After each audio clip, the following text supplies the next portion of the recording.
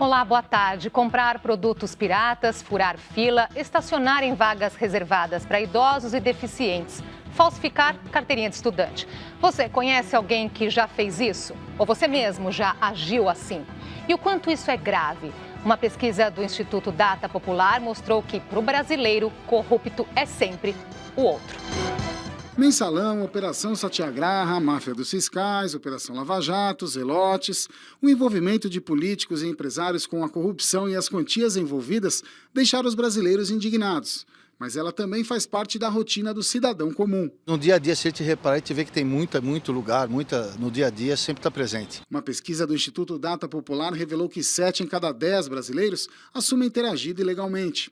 Segundo o estudo, 75% das pessoas afirmam que conhecem alguém que já comprou produto pirata e 67% admitem que fizeram o mesmo. 46% conhecem pessoas que pegaram um troco a mais e não devolveram. 21% admitem que também embolsaram um dinheiro extra. 32% conhecem alguém que fez gato na TV a cabo. 11% confessam que usaram essa tática. 20% contam que um colega comprou meia entrada usando carteira de estudante falsa ou de outra pessoa. Desses, 15% afirmam que também usaram desse recurso ilegal. Não vou mentir, já comprei sim, CD pirata, já comprei. Mas usar a carteirinha do meu colega, não. Gato já fez lá em casa. Este cientista político afirma que a corrupção, infelizmente, faz parte da cultura brasileira. Todos os políticos são ladrões, todos eles são farinha do mesmo saco. Eu não, mas aí ele acabou de assinar o ponto pelo amigo dele. Ele acabou de, digamos assim, fazer uma carteirinha falsa de estudante. O brasileiro, mesmo cometendo um ilícito, ele não vai admitir que isso aconteceu com ele. Apesar da corrupção estar presente em toda a sociedade, apenas 3% dos entrevistados se consideram pessoas corruptas. Eu já comprei DVD pirata. Pronto, minha culpa. É preciso que nós realmente façamos uma revolução pela base da educação. E para tentar entender por que o brasileiro é tolerante com a pequena corrupção praticada no dia a dia, recebemos o pesquisador Renato Meirelles, presidente do Instituto Data Popular, e o cientista político Alberto Carlos Almeida, diretor do Instituto Análise. Participe aqui da nossa conversa, mande suas perguntas e comentários pelo Facebook, é o facebook.com/jornalismo TV Cultura. Você pode usar a hashtag JCDebate e também via Twitter, jornal_cultura. Obrigada pela presença hoje aqui com a gente. Eu que agradeço o convite. Um prazer. Começar então, por esses dados aí da reportagem, da pesquisa do Data Popular. O que mais te chamou a atenção nesse levantamento, Renato? Quando você começa a pensar o que cotidianamente você faz, que poderia ser classificado como uma atitude de corrupção, você percebe que não adianta nada lutar contra a corrupção dos outros e ser conivente com a sua própria corrupção. Dado que mais chama chama atenção da pesquisa na prática é que, infelizmente, ainda na sociedade brasileira existe a naturalização da corrupção. E isso se dá por não considerar um ato ilícito, um conjunto de atitudes, como falsificar a carteirinha de estudante, por exemplo, mas também por usar frases, palavras para definir o seu ato, que de alguma forma tentam amenizar o ato, como o jeitinho brasileiro. Quando você fala, não, eu dei um jeitinho, porque no Brasil ou você dá um jeitinho ou você não resolve, ou eu paguei uma cerveja, você tenta florear um pouquinho um ato, que é sim um ato de corrupção, que pode não afetar a quantidade de pessoas que afetam os atos feitos pelos políticos em Brasília, mas que afeta a cultura de cidadania da população brasileira. Alberto. A gente tem um padrão moral diferente, né? Uma comparação que eu acho que é elucidativa, ajuda a gente a entender, comparar com os Estados Unidos. Agora virou moda assistir séries de TV, tem o House of Cards. Aí você vê lá várias mensagens enviadas ali, o presidente não pode se encontrar com uma determinada pessoa, porque não pode. Mas quem vai saber que se encontrou? Ninguém, mas ele não pode. E aí por quê? Porque é a lei. Aí você diz, é a lei, então vai lá e não se faz. Tá? Essa coisa de falsificar carteira, a filha do Bush, o segundo Bush filho, a filha do Bush falsificou. Aí virou um escândalo. Tá? Virou um escândalo. Só que aqui, imagina, no Brasil, nosso padrão, qual o problema do filho do presidente falsificar a carteirinha de idade? Não tem problema nenhum. Tá? Porque nós aceitamos, né, algo socialmente aceito, digamos assim, uma margem de manobra maior Com relação ao que é certo e o que é errado. O que é certo e o que é errado é diferente aqui, e eu acho, de novo, para ilustrar, do que é nos Estados Unidos. É inteiramente diferente. Mas será que muda um pouco quando o brasileiro olha para casos de corrupção, grandes casos, desvios milionários, partindo aí de agentes públicos, políticos, grandes empresários? Aí ele se manifesta com mais veemência contra isso? Olha, existe um entendimento diferente? Tem alguns motivos que têm levado a corrupção a entrar na pauta e causar os debates que estão causando agora. Primeiro é que, obviamente, as corrupções de servidores públicos envolvem uma perda mais generalizada. Ou seja, se alguém rouba um dinheiro do governo, o conjunto dos brasileiros que deveriam usufruir do serviço público prestado pelo governo se sentem lesados por isso. E isso se manifesta de uma forma, digamos assim, mais raivosa, que é a temática dos últimos tempos. Porém, não é um ato de corrupção tão diferente do que falsificar a carteira de estudante.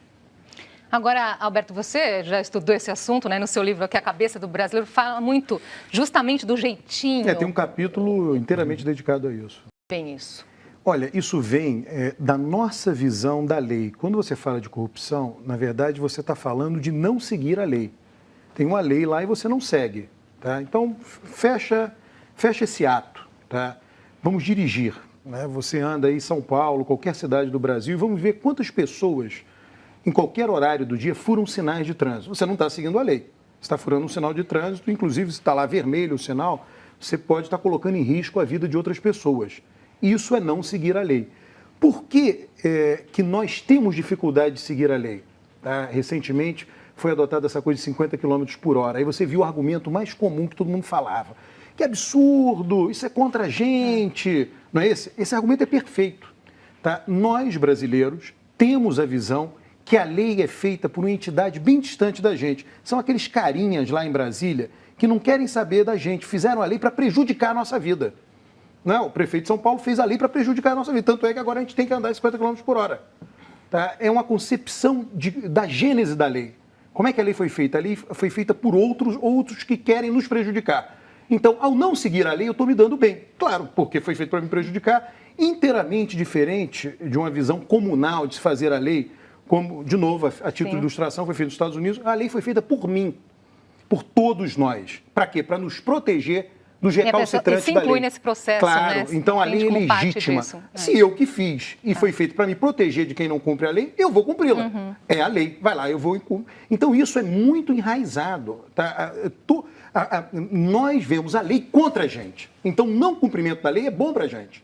E, em cada situação, ora furando o sinal porque você está com pressa, ora fazendo a carteirinha, etc.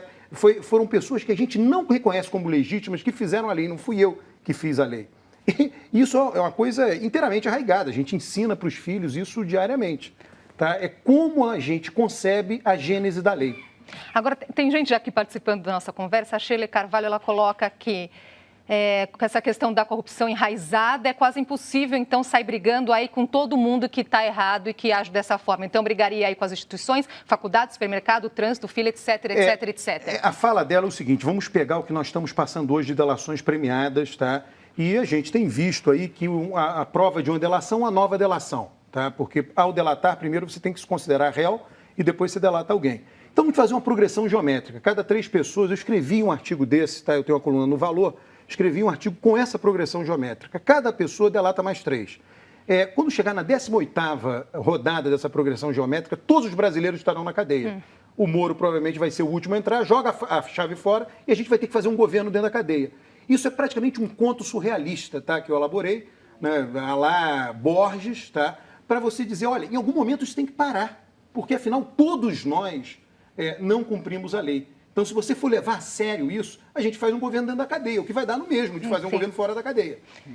Renato. Acho que tem uma questão que é o quanto que o discurso de combate à corrupção tem sido usado como uma ferramenta para expressar, inclusive, um seu descontentamento individual e como achar culpados. Por exemplo, não é verdade que boa parte das pessoas acreditam que a mesma régua de combate à corrupção que é feito por um lado da política deva servir para o outro lado da política.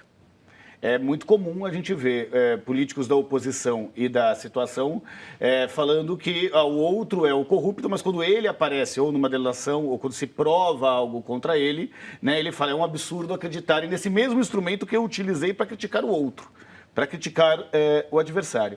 Esse raciocínio é muito semelhante ao raciocínio de parte considerável da população brasileira que fala que, na prática, corrupto são os outros. A pesquisa mostra, né, que 67% das pessoas afirmam aí que já agiram de certa forma, né? Já tiveram algum ato corrupto, mas quando a pergunta aí, você é corrupto? Apenas 3% afirmam que sim. Precisa deixar claro que, na verdade, existe 2 pesos e 2 medidas para se autoclassificar e também para classificar o outro. A gente vive um momento no Brasil em que pese toda essa turbulência muito interessante para rever os valores que de fato levam a sociedade brasileira. E perceber essas incoerências são fundamentais. Então, por exemplo, quando alguém sai numa passeata usando uma camiseta da CBF, que também sofreu um conjunto de denúncias de corrupção, né, que tem o seu ex-presidente ainda preso nos Estados Unidos, fala, bom, como assim? Eu estou usando a marca de uma entidade que também tem uma série de denúncias de corrupção para criticar o conjunto de atos do governo de corrupção. Essa incoerência aparece de forma clara na pesquisa. Agora, Alberto, isso muda, essa tolerância em relação à corrupção, muda de acordo com a escolaridade? Isso está no meu livro, né? Quer dizer, na medida em que você vai aumentando a escolaridade, algumas noções, né, são ensinadas num banco escolar, óbvio, e isso diminui, né? Nós estamos diante de um problema de ação coletiva, né? Aquela famosa frase do Barão de Tararé, ou instaura-se a moralidade ou lecoplutemo-nos todos, né? Você tem um problema de ação coletiva que você não resolve da noite para o dia. É um problema geracional, de troca de gerações, das pessoas perceberem o mundo de uma maneira diferente. Mas ainda assim, o nosso padrão moral de exigência do cumprimento tenderá a ser diferente de nações que têm uma diferente concepção da lei, inclusive da relação Estado-sociedade. Por que ainda assim?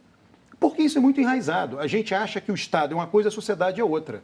Não é isso? O Estado está lá, está representado em Brasília, na Assembleia Legislativa, no Palácio Bandeirante, e a sociedade é outra coisa. Em outros lugares do mundo, não existe essa dicotomia, essa diferença. O que é o Estado e a sociedade? Tudo está no mesmo bolo, é tudo a mesma coisa. Isso é algo profundamente enraizado. Você fala, né? Convive, eu tenho 3 filhos. Você pega e diz para eles, olha, uma coisa é o governo, outra coisa é a sociedade. Está na nossa linguagem. Como é que você vai mudar isso? Aqui, ó, o Davi Mota, não sei se é Davi ou David aqui, né? Ele diz... Engana-se quem pensa que é possível viver 100% sem corrupção. É um problema humano e, como tal, só diminuirá na medida em que o ser humano for evoluindo? Olha, eu acho que essa não é uma questão individual. O debate sobre a corrupção é uma questão coletiva, né? O Alberto estava falando aqui da diferença do Brasil com outras sociedades do mundo, mas que também tem a ver com o quanto que a nossa própria democracia, os próprios instrumentos sociais também são muito mais recentes no Brasil do que em sociedades que têm tempos de constituição maiores do que nós temos de república. Tem mais aqui, pergunta chegando, comentário, Márcio Roberto Xavier. Ele coloca que fica indignado com todo tipo de corrupção, mas fica ainda mais indignado com a impunidade. Tem relação, Alberto? Olha, a impunidade vamos lá, leva vamos nisso? de novo fazer a ponte, né, com a cultura brasileira. Tem sociedades, né, que atribuem a responsabilidade ao indivíduo. Por que o cara é pobre? Porque ele não quis trabalhar. Por que ele cometeu um crime? Porque ele quis cometer o crime. E tem sociedades que têm uma ideologia predominante que atribuem a responsabilidade não apenas ao indivíduo, mas ao contexto no qual ele foi criado, a trajetória histórica ou mesmo a própria sociedade, tá? Então, por que ele é pobre? Ele é pobre porque é descendente de escravo. Ele não teve as mesmas oportunidades, negro, pardo, não teve as mesmas oportunidades de um branco. Isso, inclusive, você vê pelos dados do Brasil, tá? Por que ele cometeu um crime? Ele cometeu um crime porque não teve oportunidade na vida, tá? Então, em sociedades nas quais você coloca o peso maior no indivíduo, elas são sociedades mais punitivas, tá? E sociedades nas quais você coloca o peso na sociedade, elas são sociedades que tendem mais a perdoar. É o nosso caso, tá? Então, a impunidade também está profundamente enraizada no Brasil, tá? E aí você pode fazer a mesma coisa. A impunidade serve para nós, mas não serve para os outros. Os outros eu gostaria que fossem punidos, mas a mim não. Por quê? Porque, olha, eu estou aqui por conta da circunstância, minha vida foi muito difícil, eu tive que fazer isso. Eu tive que ter uma carteira, eu não tenho dinheiro, eu tive que fazer uma carteira aqui falsa de meia-idade. Então, por que eu vou ser punido? Tá? Então, todos demandam a impunidade. Tá? Você só quer punir quem está muito distante de você. Vamos precisar fazer uma pausinha aqui na nossa conversa e a gente volta já.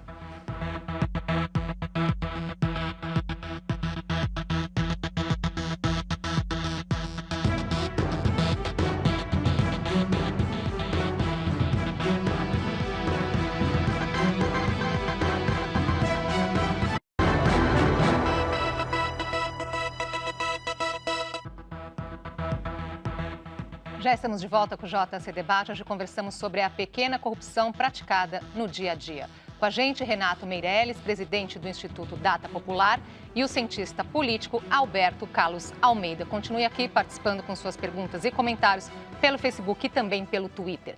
E as nossas equipes de São Paulo e da TVE do Rio Grande do Sul foram às ruas para saber a opinião das pessoas sobre esse assunto.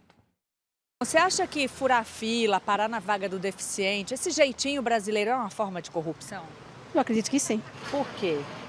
Porque eu acho que ninguém tem que pegar o lugar de ninguém, eu acho que cada um tem que seguir a sua linha, né?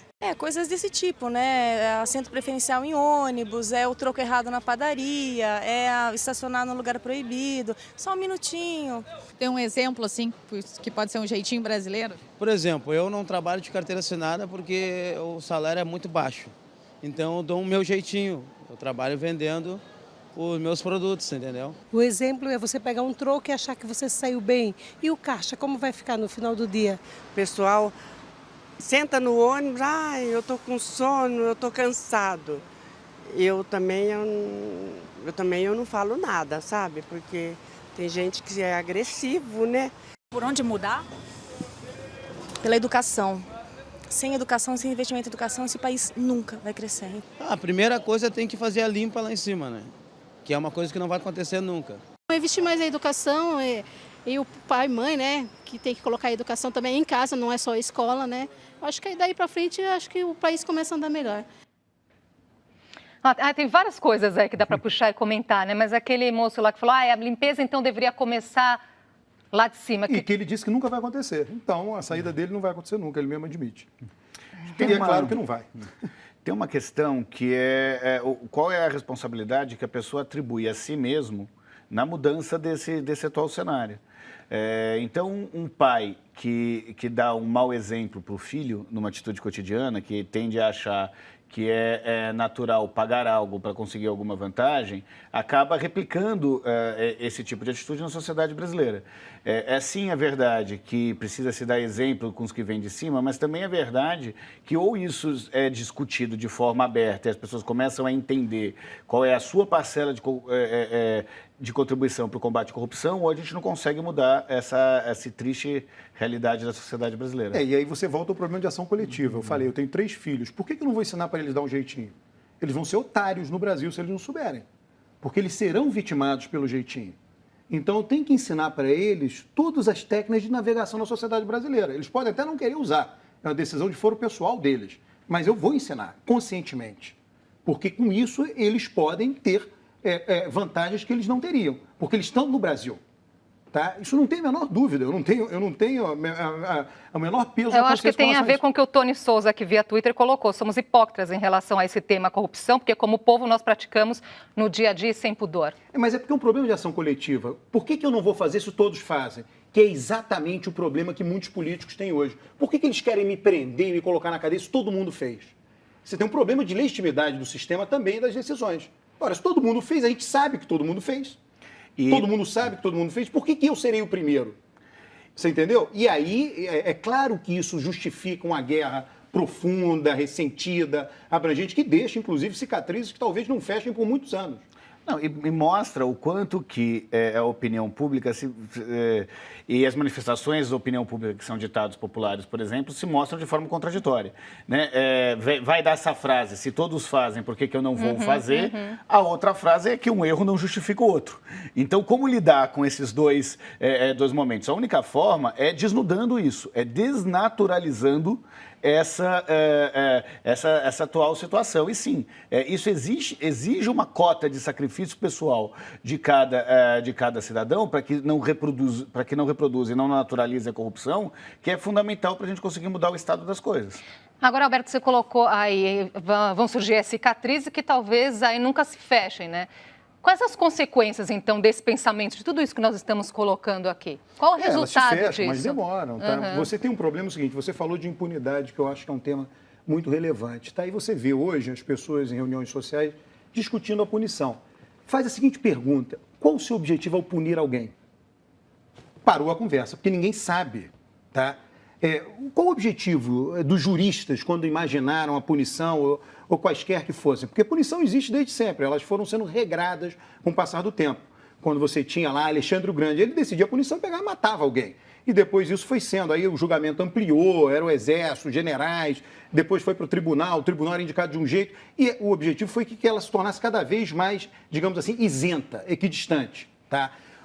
Por que você caminhou nessa direção? Porque, na verdade, o objetivo da punição é que as pessoas internalizem a regra.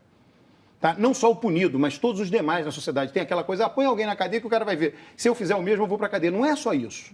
Tá? Você quer que as pessoas internalizem a regra. Para que isso aconteça, o processo punitivo tem que ser legítimo. Ele não pode ser questionado pelas partes. E hoje a gente tem um problema no Brasil.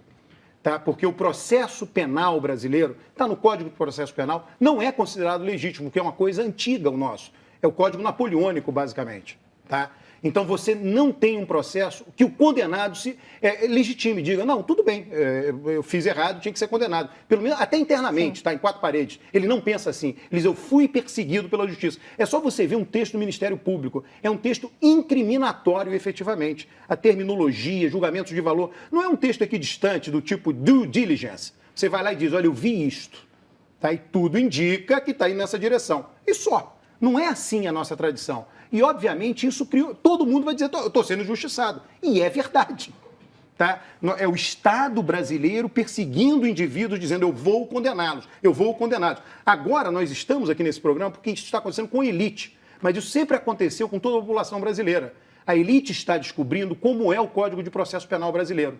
Ela não sabia que era assim, mas os pobres presos e suas respectivas famílias sabem como ele funciona. Bom, se o combate à corrupção tem a ver com busca da justiça, a consequência disso é que ele só vai poder ser feito com legitimidade se for utilizado ferramentas que estão de acordo com a lei e com a justiça. Portanto, a forma de punir, o processo que leva à punição é tão importante quanto a punição em si, o combate ao delito através de uma pena. E é exatamente por isso que, mesmo nessa turbulência política que tem a sociedade brasileira, mais importante do que saber se político A ou político B foi para a cadeia, é saber se o mecanismo jurídico que é necessário no Estado de Direito para levar alguém a cadeia foi cumprido ou não.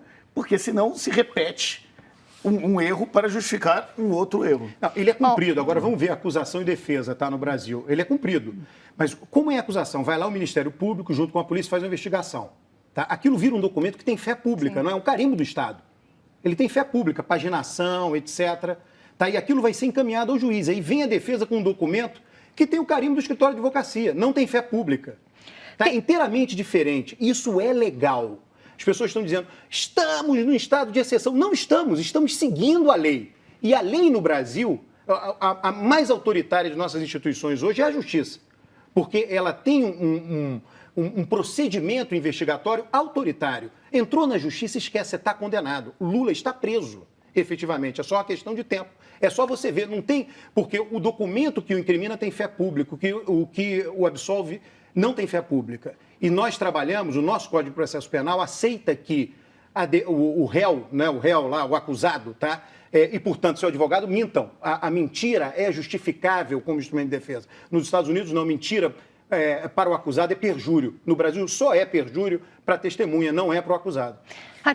Tem muita participação aqui, vamos tentar fazer agora um milagre com o tempo. O João Arruda pergunta para vocês se essa questão, essa burocracia e a demora diária aí para conseguir, né, várias coisas, se isso contribui aí para a pessoa, então, recorrer ao jeitinho brasileiro. Não tem a menor dúvida. Você tem como é chamado, uma síndrome, né, um bolo de coisas que vão juntas, né? Então, você tem coisas que não andam muito, você tem uma flexibilidade moral, uma zona cinzenta moral gigante, e uma coisa vai alimentando a outra. Não dá para separar uma coisa da outra. Inclusive, só para contribuir com isso, tem coisas que demoram mais exatamente porque os agentes querem ser corrompidos. Né? Então, aquela frase do vender dificuldade, criar dificuldade para vender facilidade é a prova Quer dizer, já age objetiva dessa forma disso. esperando mesmo. Esperando algum tipo de contribuição, digamos assim. O João Carlos pergunta para vocês também se o exemplo, né, de quem está no poder começar a mudar também, se isso pode ter algum resultado. Todo exemplo inspira, para o bem e para o mal. A Itália aconteceu isso, veio Berlusconi em seguida, tá? Então não necessariamente acontece desse jeito. A Itália botou muita gente na cadeia, destruiu um sistema partidário que levou anos para ser formado e o que veio em seguida foram governantes ainda mais corruptos do que os que foram, sei lá, presos na Operação Mãos Limpas. Então, uma coisa não necessariamente decorre da outra. A vida social é mais complexa do que essas simplificações aí que eu considero até meio grosseiras. A Cláudia Satie, ela coloca assim, a percepção da corrupção não parece aumentar com a escolaridade, assim como parece não haver redução da corrupção por quem tem escolaridade, tem percepção, olha só, a Alemanha tem 5 obras atrasadas, uma delas é o aeroporto de Berlim, que está 5 anos atrasado. O preço já aumentou enormemente. A ópera de Stuttgart, nos Estados Unidos tem o Big Dig, que foi um negócio que fizeram lá em Boston, as ruas eram por cima, colocaram por baixo, foi um escândalo brutal. Então, assim, a corrupção tem em todo lugar, elas são... a percepção delas tem a ver com os padrões dentro dos quais elas se encaixam, né? Infelizmente, nosso tempo está acabando, então o que esperar aí, né, com essas manchetes diárias aí de corrupção no alto escalão? O que esperar, então, desse exemplo para o nosso dia a dia? Nada que seja messiânico, tá? Eu acho que o que é o messianismo? É a promessa de uma terra prometida, de um país que depois dessas coisas todas terá cidadãos impolutos e retos, etc. Isso não vai acontecer. Tá? A gente não pode ter frustração com relação a isso. Tá? O que tem de mais concreto para acontecer é você desestruturar o sistema partidário que representou os interesses sociais, que nos levou a isso, que foi algo positivo. Tá? Então, a gente está correndo risco hoje. Acho que o grande risco é acreditar em soluções messiânicas, em salvadores da pátria, ou utilizar um tema tão importante para o debate como a corrupção, como um instrumento de agressão ao time adversário, ao invés de agressão à reflexão. A pesquisa deixou claro que se o brasileiro acha que corrupto é o outro, ele também acha que se o outro é pior por ser corrupto. E, infelizmente, você banaliza a discussão do tema da corrupção numa discussão de que você vota no candidato A ou no candidato B. Isso é muito ruim para a democracia brasileira. Muito obrigada pela participação de vocês aqui hoje. Andressa. Obrigada a todo mundo aqui que participou da nossa conversa. E fica aqui também a dica de um livro sempre atualíssimo, A Cabeça do Brasileiro, do Alberto Carlos Almeida. Obrigada pela companhia e até amanhã.